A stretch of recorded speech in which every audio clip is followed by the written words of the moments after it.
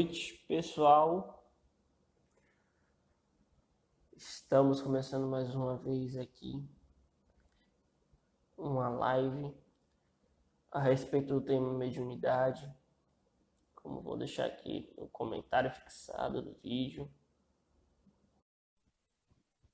Boa noite para quem está entrando aí. Paulo, seu travou. Tá me vendo agora?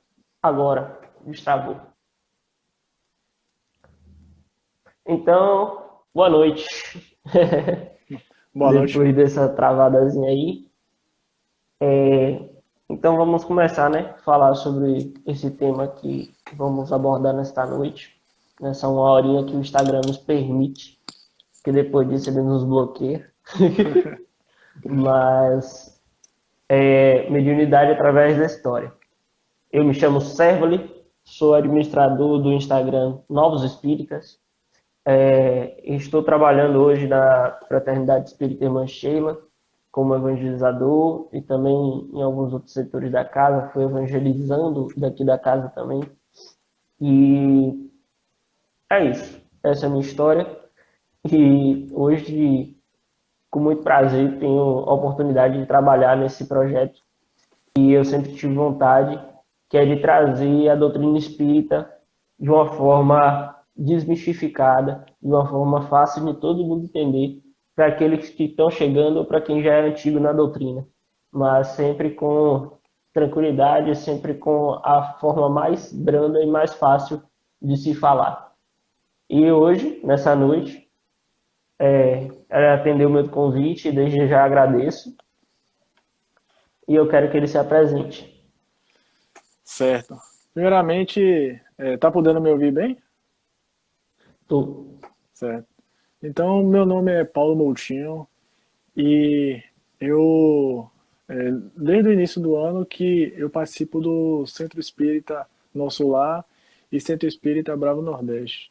E esse ano, na quarentena, eu comecei a integrar a Juventude Espírita Perseverança e Caridade. Então, é do Centro GEPEC. Então eu sou evangelizador dessa juventude e agora eu venho trazer o tema, né? Nosso querido amigo me convidou para abordar, que é a mediunidade através da história. Que a Basicamente é gente isso. vai destrinchar muita coisa que ficou mistificada durante muito tempo, né, Paulo? Pois é. Porque mediunidade sempre foi um tema polêmico. A gente sempre foi muito questionador, né? E desde a época de Kardec sofreu muito preconceito.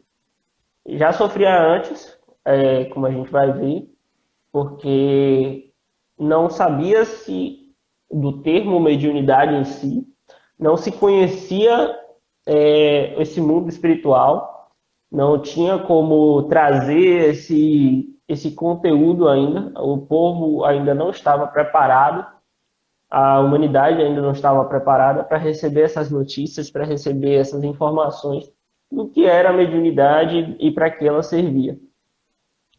E aí eu acho que é interessante, né, quando se você puder trazer, assim, qual foi o primeiro registro que você encontrou dessa questão, né, da mediunidade dentro dentro da história da humanidade. É. Na verdade, esse tem alguns autores que indicam que desde o início da, do, do surgimento daquilo que é chamado de hominídeos, seres humanos, surgiram eventos mediúnicos, né? Mas se a gente for descrever todos esses eventos aqui, a gente não ia parar nunca, né? Porque existem muitos relatos, muitos acontecimentos, né? Que podem ser considerados como fenômenos mediúnicos, né? Mas eu selecionei aqueles que eu considerei mais interessantes, né? E eu até os mais importantes, assim. Então, primeiramente, eu trouxe a ideia, né, que todas as religiões elas praticamente boa parte das religiões tem, né, relatos mediúnicos daquilo que é chamado de revelação, né? Tem as chamadas revelações. Você vê na Bíblia, na linha dos Mormons, sempre tem essa ideia, né, essa palavra de revelação. Né? Então você perguntou, né, do início. Eu acho que os eventos mais interessantes eu considero na Grécia, né? Só que o querido filósofo, né, espírita Leon Denis, no livro No Invisível, que eu recomendo muito, né, para quem se interessa pelo assunto, descreve que desde a Índia, na China, na América Central, existem fenômenos mediúnicos acontecendo. Né? Então, primeiramente, eu descrevi aqui a ideia do oráculo de Delfos. Né? Porque nesse oráculo de Delfos, na Grécia, é onde a chamada Pythia era uma mulher que era considerada a porta-voz do deus Apolo. Ou seja, ela é aquela que trazia a mensagem de um deus para aqueles que estavam encarnados, que muitas vezes buscavam conselhos e tal. Então, na visão espírita, ela era nada mais do que uma médium que tinha uma missão ali, né, para cumprir e tal. E o próprio Sócrates teve contato com essa médium. E o próprio filósofo Sócrates, em muitos relatos, existem registros que indicam que ele conversava com um gênio que ele descrevia, né, que existia um daimon que dava conselhos a ele. Daimon é a mesma coisa que demônio, só que em Isso é grego, né, importante, essa expressão é, né, nesse termo daimon, ele remete à questão do demônio, porque também não era conhecido. E aí que a gente fala que a mediunidade sempre sofreu preconceitos, porque ainda não se conhecia essas questões. Mas aí a gente pode remeter muitos fatores, inclusive esse relato da Grécia, ele é datado de antes de Cristo, então são 400, 600 anos antes de Cristo, entre 400 e 600 anos antes de Cristo, onde esses relatos sobre o oráculo de Delfos eram trazidos, né? Que uma mulher era possuída pelos espíritos, onde traziam-se informações de predileções, predileções, não sei o termo correto, mas seria premonições do futuro. Você iria para ali para poder você saber se você podia entrar em guerra ou não, se você sua missão, através dos portos, através das águas, iam ser bem-sucedidas ou não. E aí tudo isso dependia do oráculo de Delfos e todas as decisões que eram tomadas na época eram trazidas a partir disso. Paulo, interessante. Né? Tô ouvindo.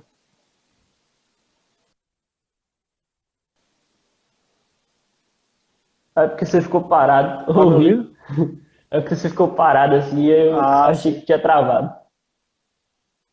Ah, sim. Então, sim, é interessante essa questão, né, do aconselhamento, né? Porque em toda a história da humanidade existiu essa ideia, né, do aconselhamento, de, de espíritos, né, ou então de deuses, de divindades, para tomar alguma atitude, né? E aquele assunto, né, do daimon, do demônio, é interessante que essa expressão no passado significava apenas espírito, ou então gênio, que na verdade é a mesma coisa, né? Então não significava uma Uhum. coisa ruim, mas significava apenas algo que não era desse plano, né? Ou seja, um espírito desencarnado. Então tá me ouvindo? Servo? Porque aqui travou.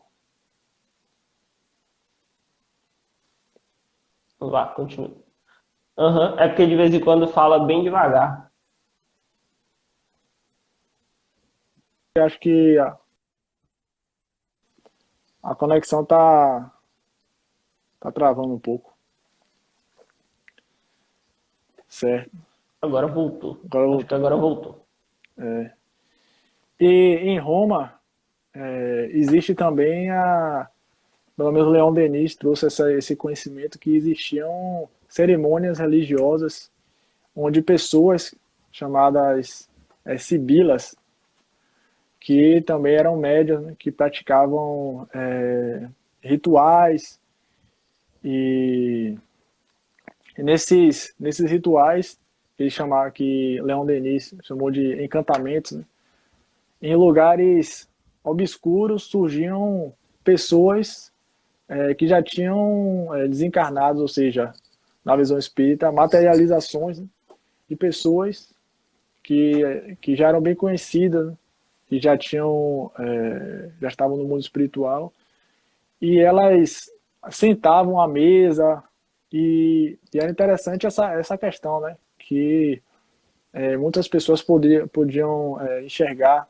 essas aparições, né, e E na realidade as sibilas também estavam atreladas a Apolo, que na realidade, tanto para a Grécia quanto para Roma, na Itália no caso, nos dois era considerado o deus das profecias, o deus da predição do futuro, dos oráculos. E aí as sibilas seriam o equivalente ao oráculo de Delfos, só que para os romanos.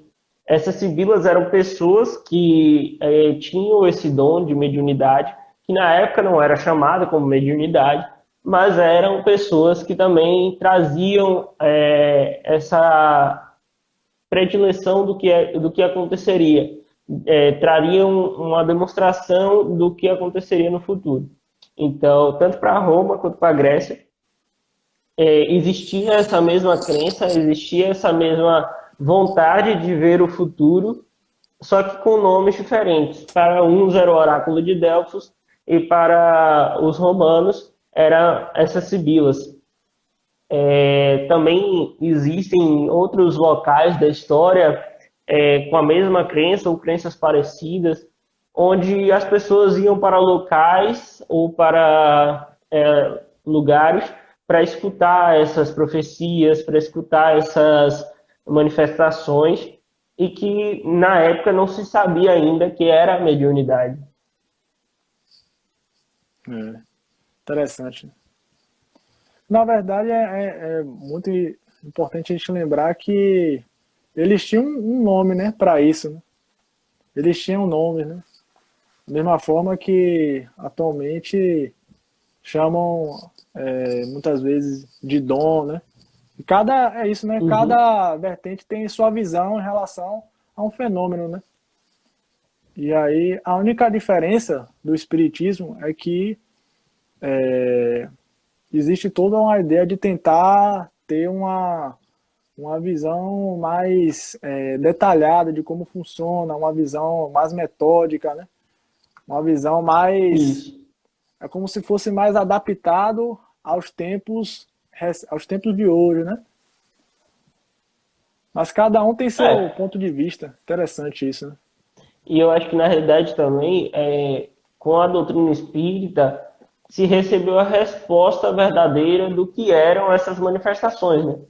Porque assim, muito se teve de teoria nos tempos passados, onde não se sabia exatamente quem era, como era que havia essas manifestações, como é que saberia o futuro, como é que tinha essas respostas, né? E com o Espiritismo, com o método de Kardec de filosofia, de perguntar e buscar uma resposta, foi que começou a se descobrir o que era a mediunidade e de onde vinham essas comunicações. Não era do nada, tinha uma causa inteligente para que houvesse essas manifestações. Ah, interessante, né? Então, é isso. Aí eu vi que você também fez, na pesquisa que você fez, né? A gente acabou percebendo também na questão do Velho Testamento, que data até muito Exatamente. antes desses acontecimentos na Grécia e na Roma. Porque, como a gente sabe, né, o Velho Testamento é antes do Império Romano se fortalecer e também um pouco antes da Grécia, eu acho. É isso. Então, essa questão do Velho Testamento, existe, tipo, segundo esse Leon Denis, né, a Bíblia seria um verdadeiro poema mediúnico, né?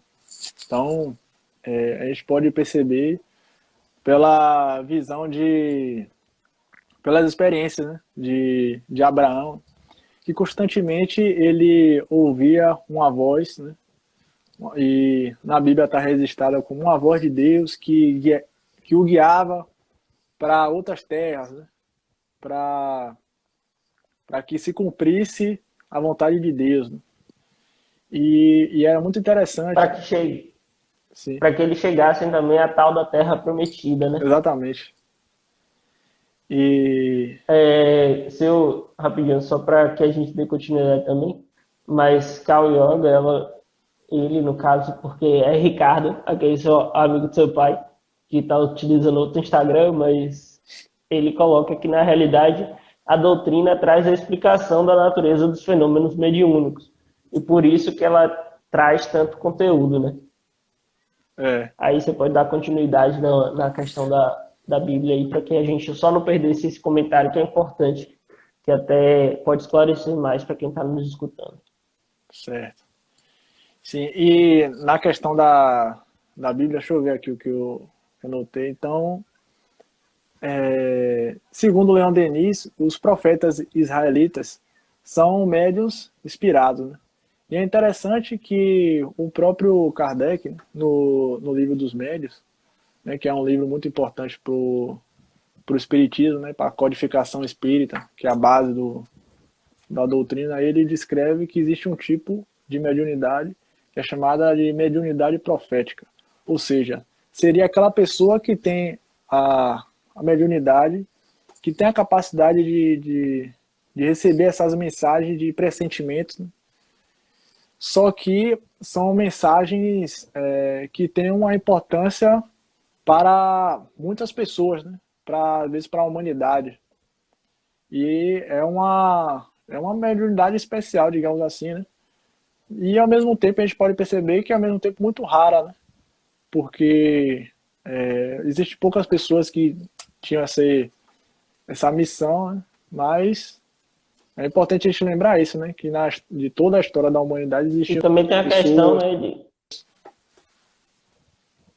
e também tem a questão, né, de que, tipo assim, essa mediunidade, acima de tudo, ela vai demandar uma força de caráter moral muito grande, para que a pessoa não se utilize dessas predições para ganhar dinheiro ou para se vangloriar sobre alguma coisa. Então, acho que também a quantidade de espíritos capazes de fazer isso no nosso plano está um pouquinho delimitada ainda, então às vezes por isso é tão raro de se encontrar. Mas é interessante trazermos esse conteúdo de que dentro do Velho Testamento já existia a questão da mediunidade, então a gente pode dizer que dentro do próprio catolicismo existe a mediunidade, né? E não é a mediunidade não é fator exclusivo da religião espírita. Só que em outras religiões recebem outros nomes. É isso. É importante a gente entender que cada visão tem cada filosofia ou cada religião, digamos assim, tem sua visão de um fenômeno, ou seja, daquilo que acontece, ou de um fato, né? Então, eu já escutei algumas expressões, né? Eu não sei se eu vou explicar da forma correta, porque eu não sou católico, né? Mas eu já ouvi muito a expressão dom ou carisma, né? Que teria a ver com capacidades que aquele católico tem, aquele fiel, que é muito parecida com aquilo que é descrito como mediunidade, entendeu? Porque a grande questão de Kardec é de tentar explicar coisas que acontecem não só no espiritismo, mas como fora dele, né? É tentar trazer um conhecimento que ajude as religiões, entendeu? O Kardec, ele até descreve, eu não sei qual dos livros, que o espiritismo seria o maior, tipo assim, o maior apoiador, não sei se usa essa expressão, mas como o maior apoiador das religiões, porque não quer combater, mas quer fortalecer a fé de forma racional, inclusive com a explicação de forma racional da mediunidade, como é que funciona, a natureza do fenômeno, como foi descrita no comentário do nosso querido Ricardo. Então é Isso. isso. E também a questão de que esses dons, né, essas formas onde a pessoa apresenta esse domínio de alguma coisa e que eles consideram dons e a gente considera como mediunidade, são fatores de vidas passadas também, né, e que a gente também explica com a reencarnação. E aquilo que você fala da doutrina espírita, ela é como a gente sempre lê, né? A doutrina espírita não é a religião do futuro, e sim o futuro das religiões. O que ela quis dizer com essa frase não é prepotência, mas é instigando que a partir do momento que você começa a estudar a sua própria religião, você vai ver que todas elas têm o norte em comum e que no futuro elas vão se unir e vão dar origem a uma religião totalmente diferente, que não tem mais a ver com dogmas ou paradigmas, tem a ver com o amor e com a crença no Todo-Poderoso, que é Deus. Então, todas as religiões acabam culminando nesse futuro amplo e complexo onde você junta todas as religiões. Você não tem mais o preconceito, você não tem mais a dificuldade com alguns temas de falar dentro desses temas, porque vai estar tudo.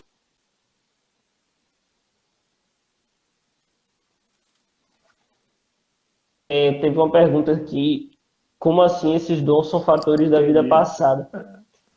Algumas das vezes a gente tem dons, né, que a gente está ligado por exemplo, música. Você tem o dom da música, você tem o dom de curar, dom de cura. Aí o dom de cura a gente vê na mediunidade de cura, que a gente falou aqui numa live passada junto com um amigo meu. E a gente falou que esses dons de cura são, na realidade, manifestações mediúnicas que você consegue alterar o campo físico e o campo perispiritual. E aí você produz essa cura, que não é nada de exorbitante, vamos dizer assim, quando você entende todo o processo. Entendi. O pessoal tá. Você tá lendo os Aí, comentários, né? comentando isso. Aí teve mais um aqui, no caso, é passado a cada reencarnação ou não. Isso é muito amplo para a gente tentar desvendar. Eu acho que foge da nossa filosofia, vamos dizer assim, da vã filosofia, né? Porque é muito conteúdo que a gente precisa abordar para tentar descobrir se está passando em cada reencarnação ou não. Então, assim, às vezes acontece, às vezes não. E a gente tenta, ao mínimo, vamos dizer assim, ao mínimo, não tentar entrar nessa discussão para que a gente também não dê opiniões corretas ou faltas Entendi. ou falhas, É, né? entendi. Então, no caso, Aí até Ricardo até comentou para justificar isso, né? Uma das respostas aí, ele colocou, tem um livro muito importante que fala da mediunidade na igreja, que é a Mediunidade dos Santos, de Clóvis Tavares. Esse livro é muito bom, realmente, é muito completo e que traz alguns desses temas dentro da mediunidade, juntando espiritismo e religião, e a religião católica, né?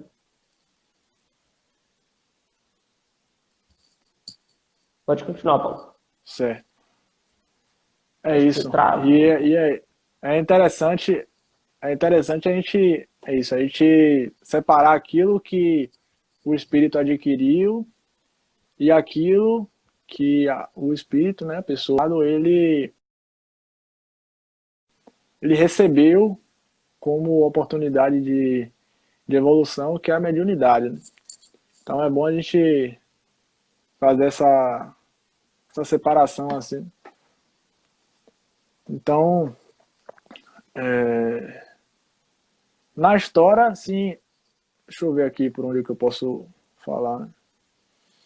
Então é isso. Na história existe os profetas, né, que foram verdadeiros médios, e existe também os falsos profetas, né, e que foi pelo abuso da mediunidade, foi pela utilização muitas vezes falsa, né, que muitas vezes pessoas que fingiam ter essa faculdade, né, mediúnica. Então foi com essas ocorrências que Moisés, no Velho Testamento, proibiu, né, que se consultasse os mortos. Então é interessante, né, porque se fosse impossível consultar os mortos, como é que Moisés ia proibir isso, né? É bom refletir sobre essa questão. E então, só que no Novo Testamento, o próprio Moisés, ele Pera aí, Paulinho, acho que você pode travou perceber na hora que você que, estava falando. sério, você pode me ouvir? Você pode me ouvir? Você deu uma travada. Você está me ouvindo?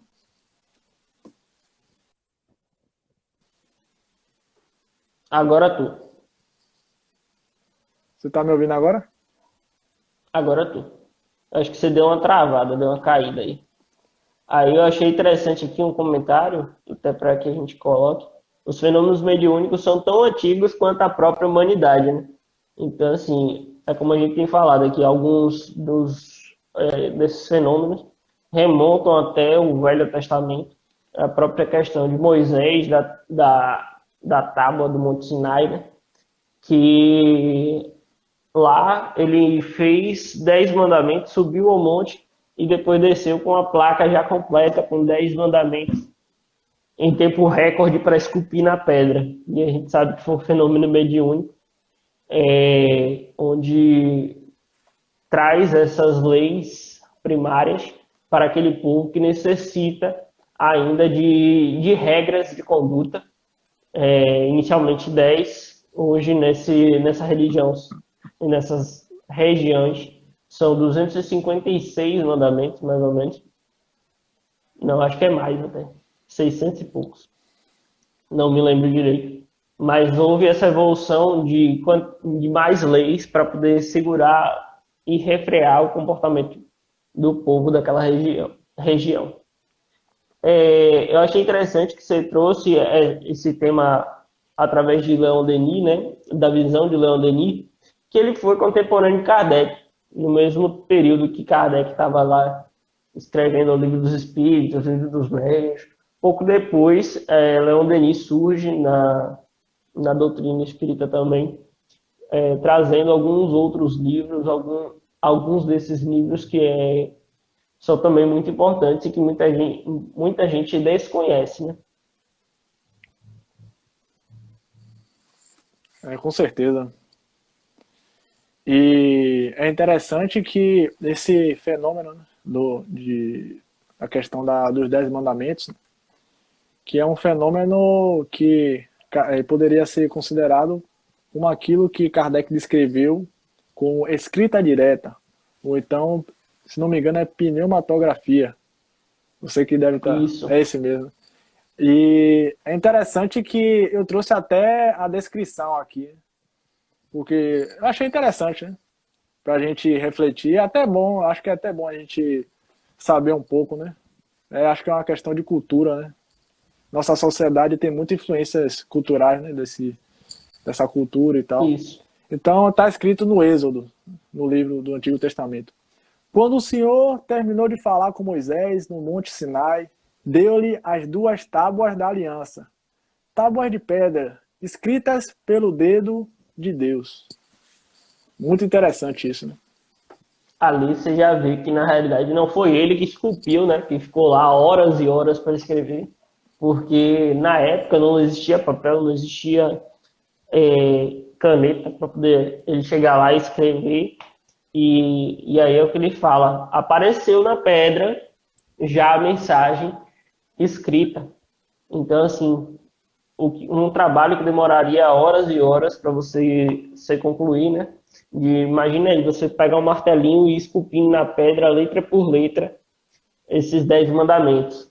Então, ele traz dessa forma e demonstra dessa forma que existe algo maior e que também existe em outros espíritos. Eu acho que também durante a história da própria Bíblia, né, existem outros momentos onde a mediunidade se faz presente, quando Maria mesmo, quando vai falar que ouve o anjo Gabriel, que lhe fala que ela vai ter o Filho de Deus no ventre, que esse ser vai mudar o mundo e tudo mais. Ali também é uma manifestação mediúnica. Temos diversos momentos dentro da própria Bíblia onde essas manifestações mediúnicas acontecem. O próprio Jesus é um exemplo disso, que ele fala sobre a questão das curas, né? Os milagres ditos na Bíblia, mas que a gente, quando começa a estudar a doutrina espírita, a gente percebe que, na realidade, não passou de mediunidade de cura, de momento onde ele move os fluidos e faz com que a pessoa seja curada. Ah, entendi. E é interessante, né, que Jesus, eu não lembro exatamente qual foi o palestrante espírita, não lembro exatamente quem falou isso, mas Jesus é relatado como um médio de Deus, né? Porque ele é uma pessoa tão, né, evoluída que ele é o representante máximo de Deus, né? Ele foi e ainda é representante máximo de Deus aqui na Terra, né? Muito interessante isso. Como colocar aqui uma pergunta: as tábuas não seriam um fenômeno mediúnico de efeito físico? Então, sim, e, sim e mais ou menos, vamos dizer assim. A gente nunca pode dizer que é um efeito, um tipo, uma coisa só, né? Essa pneumatografia é o fenômeno de escrita através do ar, vamos dizer assim. Como a pneumatofonia é a emissão de ruídos, ou seja, da voz, através do ar. Então, sim, é um fenômeno de efeito físico, porque você acaba afetando a matéria, mas é um fenômeno também ligado à questão do médium, né? Da doação do médium de ectoplasma para que aquilo ali aconteça. Interessante. E é interessante que você falou do plasma, né? Só para contextualizar, ao longo da história já existiram pessoas que foram capazes de registrar em forma de fotografia esse plasma, né? Esse ectoplasma. E isso é interessante porque isso traz mais evidência, né? Para toda essa ideia da mediunidade, desse fluido, né? Da explicação de como é que funciona esse mecanismo e tal. E isso é muito interessante, né? Nos dias de hoje, que estamos num momento em que é necessário evidências, né? Provas, digamos assim, né? Para fortalecer algum conceito, né? E existem diversas evidências dessa questão, né? Desse fenômeno mediúnico na história. Como o Ricardo colocou aqui, essa parte de Jesus está no livro A Gênese, que é uma das obras básicas do Sim, Espiritismo, está no Pentateuco, né? E certo. ele coloca, o próprio Kardec coloca que Jesus é o médium de Deus. Comentário de Ricardo aí. Mas é isso. Eu acho que você também trouxe mais alguns fatores dentro da própria Bíblia, né? Que eu achei interessante. A questão de Moisés e o profeta Elias desencarnados, através da materialização desses espíritos, ou seja, através da mediunidade de efeitos físicos. Inclusive, os discípulos de Cristo enxergaram e puderam enxergá-los. Exatamente. E é muito interessante porque um palestrante chamado Edson Figueiredo, que tem uma palestra excelente sobre esse assunto, é um vídeo no YouTube chamado A Mediunidade na História. É incrível essa palestra. E ele informa, ele mostra, né, que Moisés, ele no passado, né, no Antigo Testamento, ele proibiu, né, falar com os mortos. No Novo Testamento, ele mesmo apareceu desencarnado para conversar com Cristo, né? Então, é muito interessante isso. Ele e o profeta Elias, né, conversando com Cristo ali e os discípulos enxergando. E existe tem uma pergunta aqui que fizeram no comentário. Como você descreveria... Conclua o seu pensamento e a gente volta para a pergunta. Não, mas era isso que eu queria explicar mesmo, Ah, que ele mesmo, beleza. entendeu? Queria te dizer que ele mesmo tirou a proibição, né? Porque ele mesmo apareceu desencarnado no Novo Testamento, né? O Moisés. E Então, é como você falou no início da sua fala, né? A questão do como é que você proíbe algo que não pode acontecer. É a mesma coisa você dizer assim, você está proibido de jogar bola, mas não existe jogar bola. Então, tipo assim, por que que você está proibindo, né? Vamos dizer assim. é, Se não existisse, por exemplo, o futebol, não tem como você proibir a pessoa de jogar futebol. é uma questão que é uma coisa meio difícil de você, nessa questão, pelo menos, de você ir contra esse raciocínio, né? Mas, só que é aquela coisa, né? O espiritismo ele nos ensina a respeitar também a opinião, né, das pessoas e tal, né? Sim, Então, interessante a e gente lembrar também que, na entender que realidade, lembrar que essa proibição, né, foi feita 6.000 anos antes, 6.000 anos atrás. Então, assim, a gente teve 6.000 anos de aprendizados filosóficos, de raciocínio religioso, para chegarmos a essa conclusão, né? E não só a raciocínio religioso, mas raciocínio psicológico mesmo. A gente, para chegar a entender de que não dá para proibir algo que não existe, demorou muito tempo para que a gente chegasse a isso, né? E aí eu acho que você pode responder essa pergunta aí do que você ia lembra, da questão do. certo. Essa pergunta eu já dei uma olhada, eu já percebi que eu não posso responder porque eu simplesmente nunca estudei esse fato. Então eu vou falar aqui. Como você descreveria a passagem bíblica do Êxodo 3, onde Moisés se depara com a sarça ardente, um arbusto que queima, mas sem se consumir? A única coisa que eu posso dizer é que eu nunca estudei essa parte e que essa passagem, pelo jeito, é como outras passagens. Para você extrair a mensagem, é necessário saber interpretar e Desculpe ter discordar. conhecimentos que...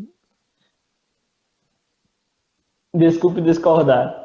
Mas eu acho que essa passagem é muito interessante para exatamente a manifestação de efeitos físicos. Porque, assim, não necessariamente era o fogo, mas a manifestação espiritual e a demonstração espiritual através de um espírito ali, onde necessitava chamar a atenção para aquele local. Então, ele levanta esse véu junto com ectoplasmas, com materiais que estão ali naquela região e dá a impressão de que é fogo, mas que na realidade não realmente era o fogo em si, como nós conhecemos. Então, essa manifestação é para que seja chamada a atenção, para que vá até aquele local. Então, a manifestação de efeito físico ali naquele momento, para que para que ele fosse atraído àquele local, para poder conversar, para poder falar e para poder entender. Ah, e essa parte eu admito que eu não estudei, então pode ser que esse arbusto seja essa questão mesmo, mas continuando toda essa ideia, né?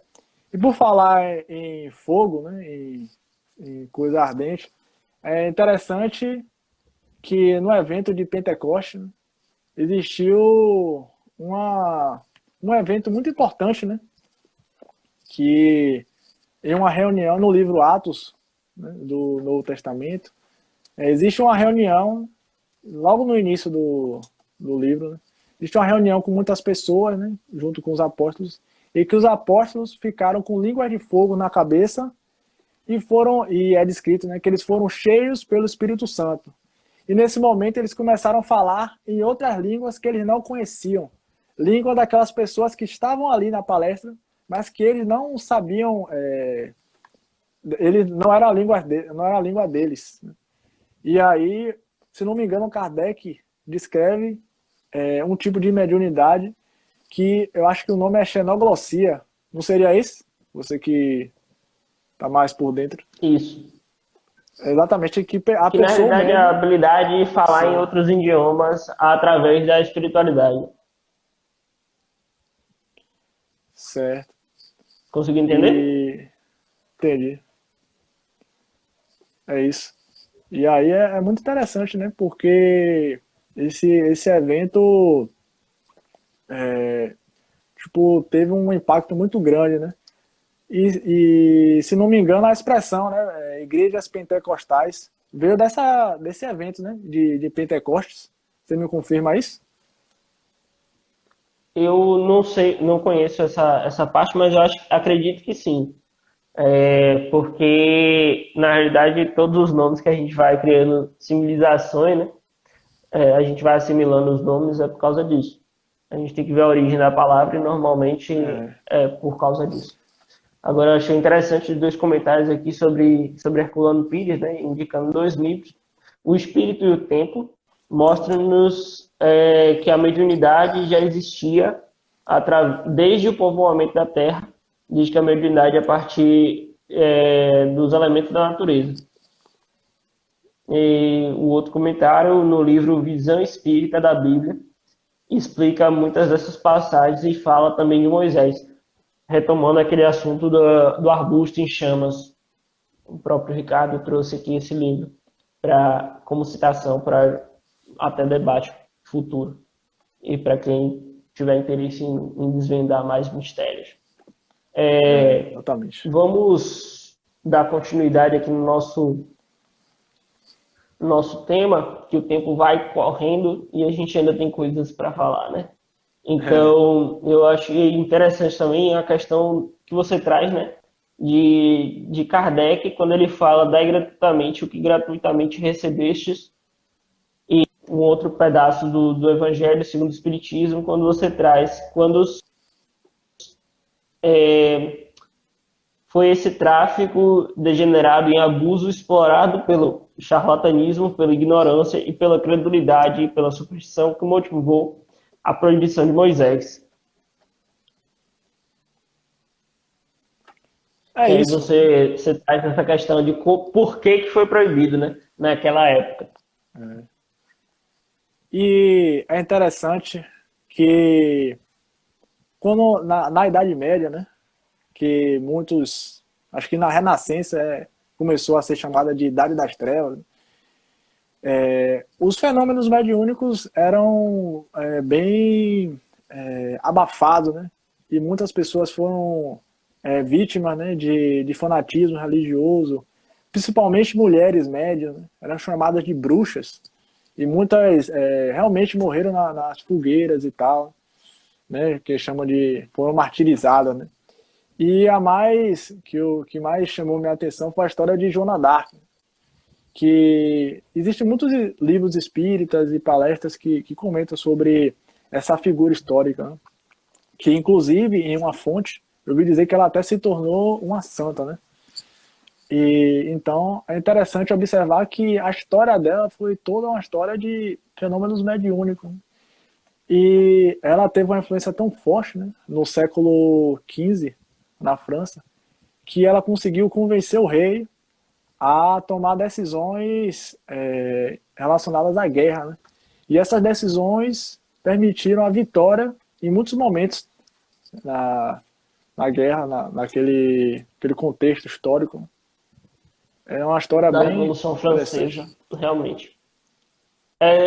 Eu achei interessante também essa questão que você trouxe, porque ele fala que isso foi meados do século XV, né? Onde ainda havia tanto preconceito com relação às mulheres. E aí você vê que ela, nesse momento aí, se torna uma figura histórica muito importante. Inclusive, eu não lembro agora de quem ela é a reencarnação. Se Ricardo lembrar e puder colocar nos comentários, eu agradeço. Mas ela foi várias reencarnações onde ela tinha esse papel importante de trazer essa luz, mas às vezes não, sua mensagem não foi muito bem escutada, né?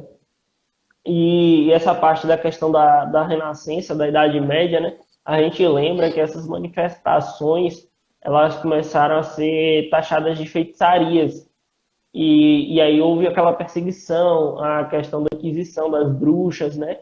De tocar e nas pessoas que tinham essa ligação espiritual, porque eles não acreditavam que era uma ligação espiritual, achavam que era coisas do obscuro, era magia negra, e aí causa aquelas polêmicas grandes que aconteceram, as grandes fogueiras para incendiar bruxas e etc.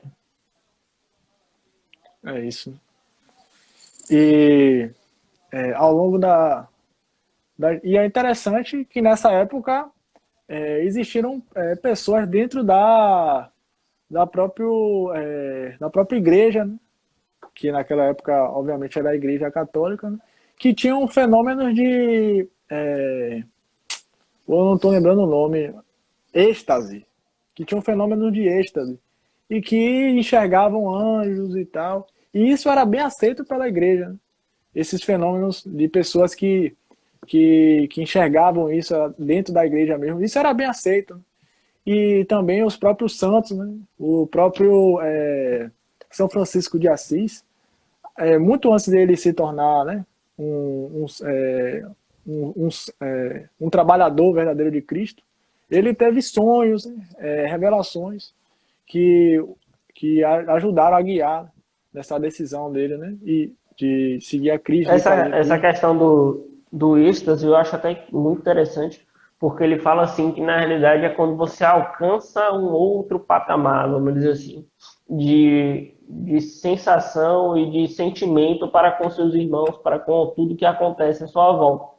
Alguns dizem que quando você está nesse momento de êxtase, você não sente nem dor, você não sente nada, porque você está sendo elevado ao Pai e se eleva no pensamento. Isso a gente também vê no Espiritismo, que algumas das pessoas conseguem chegar esse nível de êxtase, né?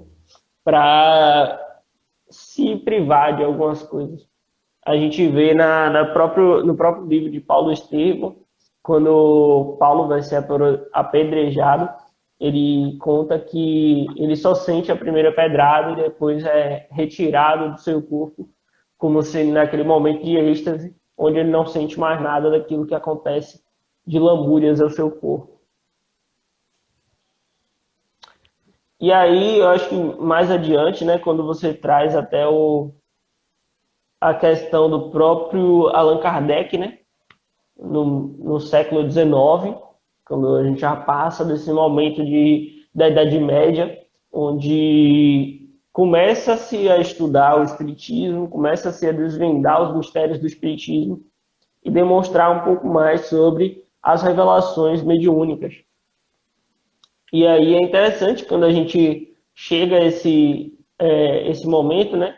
Porque o Espiritismo ele traça um paralelo entre ciência, religião e filosofia, porque ele vem com caráter pesquisador de perguntas esperando respostas da ciência para demonstrar que aquelas respostas são verdadeiras. Então ele utiliza métodos para confirmação dessas informações e também o caráter religioso, de você acreditar, de você ter fé.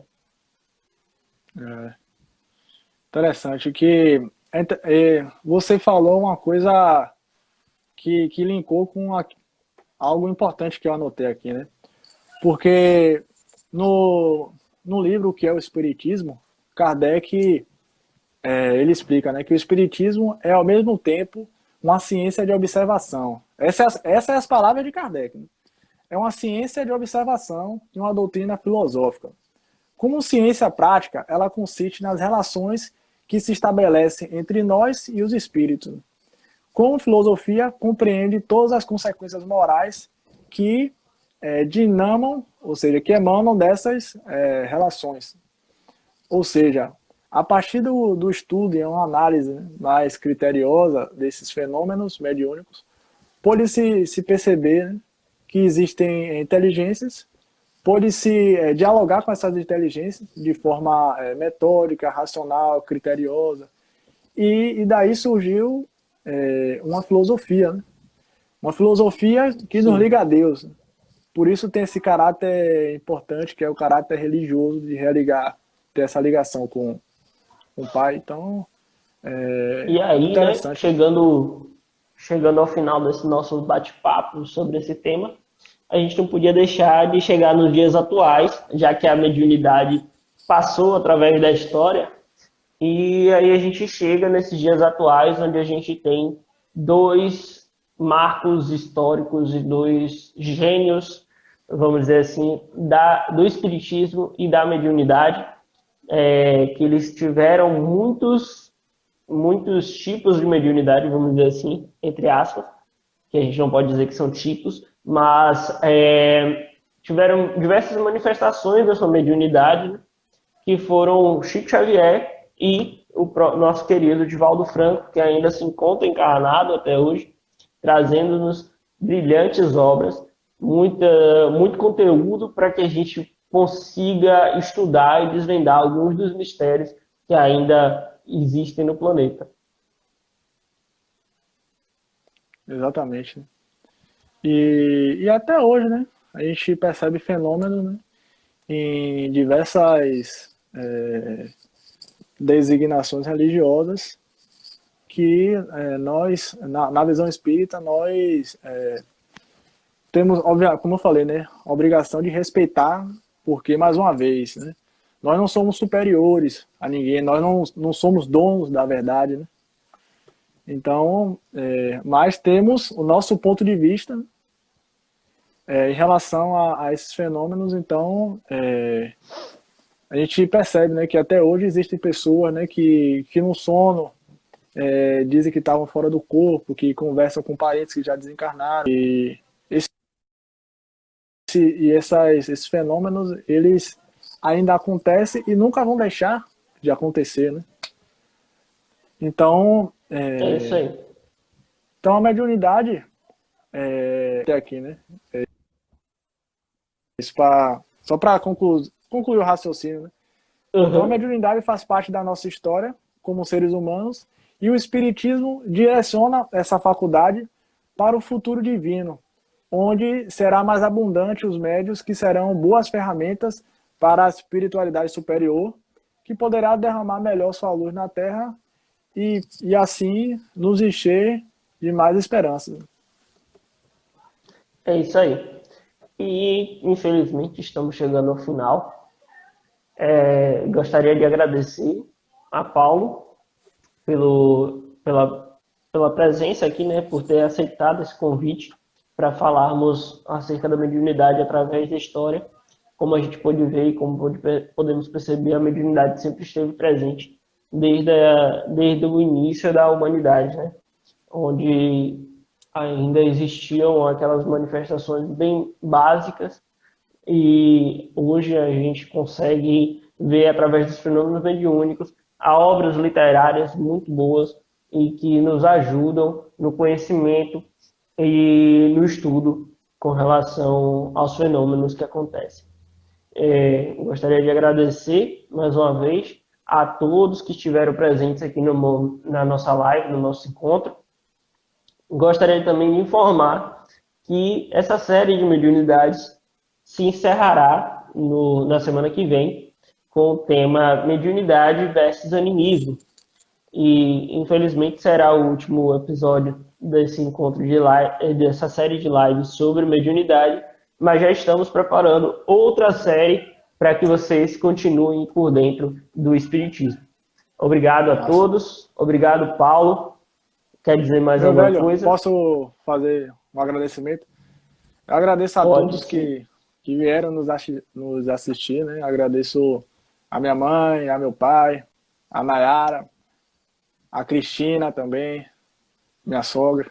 Agradeço a Verônica, agradeço a Ricardo, deixa eu ver mais aqui, a Helene, a Lita, Isaías Neto que Isaías, apareceu aí também, Paulo Vitor, todo Paulo mundo. Vitor, meu primo, Ana Cacimba. Vamos fechar, porque o Instagram está nos dizendo que temos 20 segundos. Ah, Então, muito obrigado, obrigado, Paulinho, galera. novamente.